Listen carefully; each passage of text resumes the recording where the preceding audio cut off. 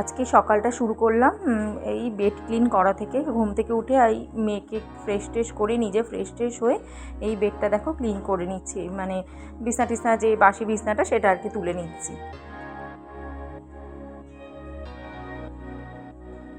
সকালবেলা ঘরের বাসি বিছনাটা না তুললে মানে কীরকম একটা লাগে, তো এই বাসি বিছনা তুলে এবার তোমার টিয়ে করে নিচ্ছি, জানলা ফালনা খুলে বিছনা টিছনা কমপ্লিট। দেখো এবার একটু বাসি ঘরটা ঝাড় দিয়ে নিলাম, সুন্দর করে বাসি ঘরটা একটু পরিষ্কার করে ঝাড় দিয়ে, মানে ঘুম থেকে উঠে আমি আগে এটা করি, মেয়েকে ফ্রেশ করে নিজে ফ্রেশ হয়ে আগে করি। মর্নিং সবাইকে, কেমন আছো তোমরা সবাই? আশা করি ভালোই আছো, আমিও খুব ভালো আছি।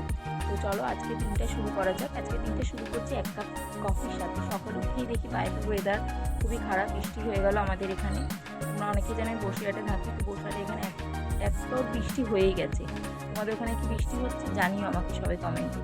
তো সকালবেলাটা এই কফি খেয়ে স্টার্ট করবো, তারপর বিভিন্ন রকম কাজ তো আছেই সংসারে, তারপরে প্রত্যেকটা জিনিসই তোমাদের সাথে আমি শেয়ার করবো। দেখো একটু কফি এনজয় করছি সকালবেলাটা।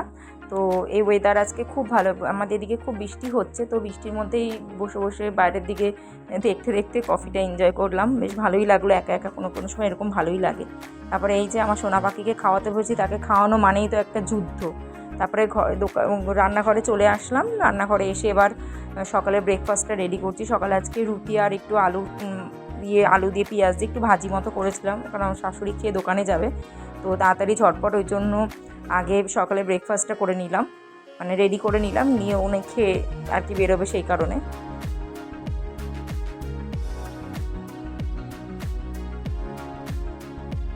এদিকে সবজিটাও বসিয়েছি আর এদিকে রুটিও করে নিচ্ছি ঝপাঝপ, মানে খুব তাড়াতাড়ি রুটিটাও করে নিচ্ছি, সকালবেলা টিফিন করে আবার দুপুরে রান্নার মানে কাজে ঢুকতে হবে রান্নাতে, সেই জন্য আগে সকালে টিফিনটা কমপ্লিট করে নিচ্ছি।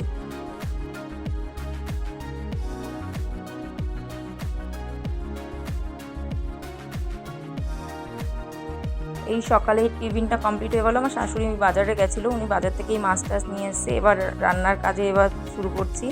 আজকে একটু করবো পার্শে মাছের ঝোল, আর মেয়ের তো খাবার করি কমপ্লিট রান্নাবান্না। তারপরে তোমার গ্যাস ট্যাস ক্লিন করে নিলাম, এদিকে বাসন টাসন যা ছিল টুকটাক মেজে নিলাম। মেজে এবার আমি যাচ্ছি এবার স্নান করতে। তার মাঝখানে মেয়েকে স্নান টান কমপ্লিট করে আবার এক জায়গায় খেলতে গেছিলো, তো ওই স্নান টান করে বেরালাম। বেরিয়ে এবার জামা কাপড় আমাদের আবার এই বৃষ্টি হলে ব্যালকনিতেই জামা কাপড়টা মেলি, ছাদে মেলতে পারি না। তারপরে ঢুকে গেলাম ঠাকুর ঘরে। একবার সকালবেলা আমার শাশুড়ি পুজো দিয়ে যান, তারপরে আমি গোপালকে খেতে দিতে হয়, তো এই গোপালকে খেতে দিলাম। খেয়ে দিয়ে আমি একটু মানে পুজো আর কি যেটাকে বলে করে নিয়ে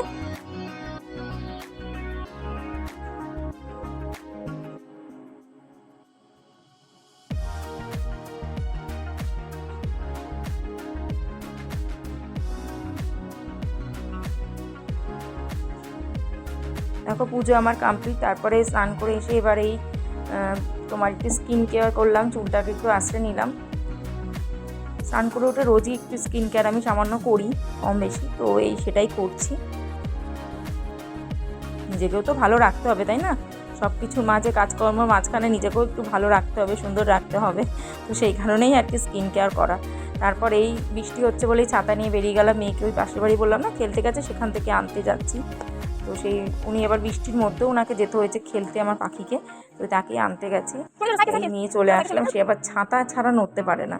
এসে তারপরে ওকে মাঝখানে খাইয়ে নিলাম, দুপুরে খাওয়াটা সেটা তুলতে পারিনি আমি। তারপর আসলাম আবার একটু ওকে ফলের রস খাওয়াতে, তাই ফলের রস খাওয়ালাম, খাইয়ে দেয়নি। এবার নিজে খেতে বসলাম, তো অনেকটাই বেলা হয়ে গেছিলো, তো নিজে খেয়ে নিলাম এবার ঝটপট।